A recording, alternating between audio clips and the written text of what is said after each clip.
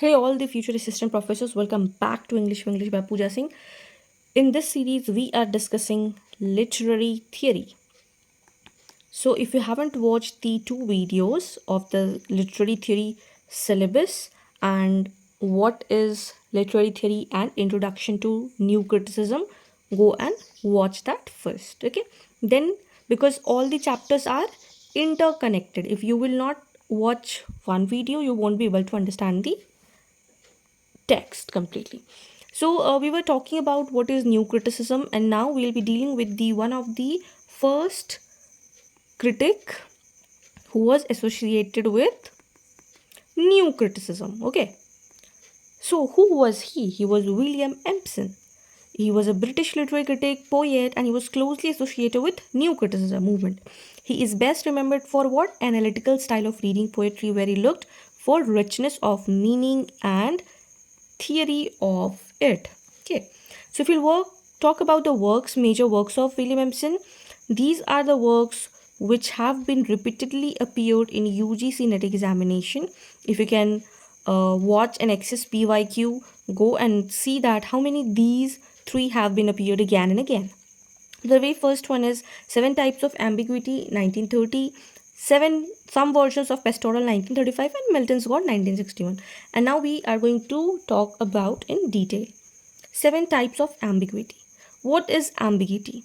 Ambiguity, according to Empson, is the ability of language in poetry to have more than how many? More than one meaning at the same time.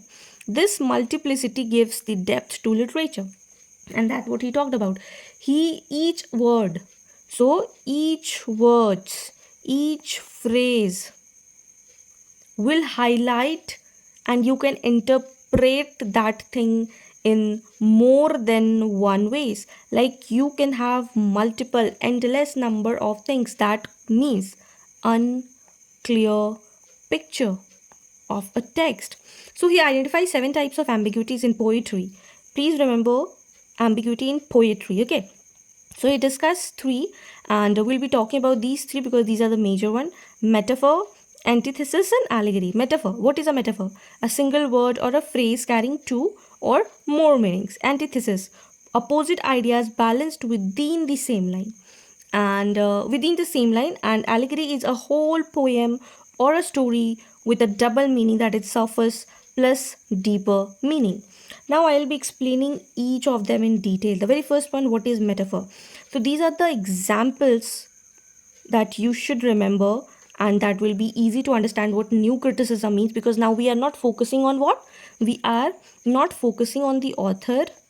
We are not focusing on the historical background. We are not focusing on any history, any geography, any intention. We are not focusing on these 3, right? So now what is metaphor? If you talk about George Orwell's Animal Farm 1945, the line, all animals are equal, but some animals are more equal than others. Now, what is a metaphor in this? The metaphors in this, the animals are a metaphor for human classes and societies, particularly Soviet communism and dictatorship. Well, that's what he says, that all are equal, but some are more than equal than others. That's what he's talking about. Then in William Golding's Lord of the Flies 1952, maybe there is a beast. Maybe it's only us. So the beast here represents the darkness and the savagery within human beings and not the external monster. So that's what he says. It can have different meaning. It can have different meanings from every different person. Like, beast is a beast, but here beast is about human beings. We are talking about human beings. F. Scott Fitzgerald, The Great Gatsby. So we beat on, boats against the current, borne back ceaselessly into the past. So boats against the current symbolizes human struggle against time and fate, the impossibility of escaping the past. You cannot escape the past, right? So here boats, so these are the things which are unclear. You cannot talk about there. If you will not understand, some people can understand, some people cannot understand. So these are unclear. That what he says, that meaning is unclear. Okay. Then Emily Bronte, Wuthering Heights. He is more myself than I am. How can it be? It is not possible. Whatever our souls are made of, his and mine are the same. So souls are made of the same substance metaphorically, not in real. Not in real. So if we are talking, if you're just focusing on the text, it is unclear, it is vague, right? So Catherine's deep bond with Heathcliff. So that what it say, like it's not dependent on everyone. Charlotte Bronte's Jane Eyre. So in the line, I am no bird, and no net ensnares me. I am free human being with an independent will. So metaphor is here. Jane compares herself to a bird in a net to reject the idea of being trapped by social expectations or the relationships. So here you have to understand that why I have given examples so that you understand what ambiguity means and what are the examples in English literature. Now, if I talk about antithesis, here I am writing the example of antithesis. So, if we talk about the antithesis, it is the contrasting concept. Antithesis, contrasting concept. What does that mean? Contrasting concept means opposite. Okay, it means opposite. The very famous one, to be or not to be. Very famous one. It is taken from Shakespeare's Hamlet.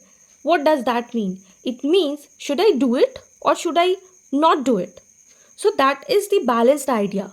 So this is means William Shakespeare's Hamlet, that he is confused. He is not knowing whether he want to do it or not do it. So that's what he is asking, to be or not to be, very unsure about it. And then also you are balancing it in the same line, right? To be or not to be, right? Then we talk about the allegory.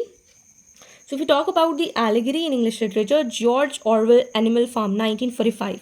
All men are enemies, all enemies are comrades. Allegory. The entire novel is an allegory on the Russian Revolution 1917 and the rise of Soviet communication. So the basis was like you cannot tell them that this was written on the Russian Revolution. If people are there, they might be feeling that it is not on the Russian Revolution, but they're talking about the animals, the pigs, and the how they are ruling and how they are governing, that they might write.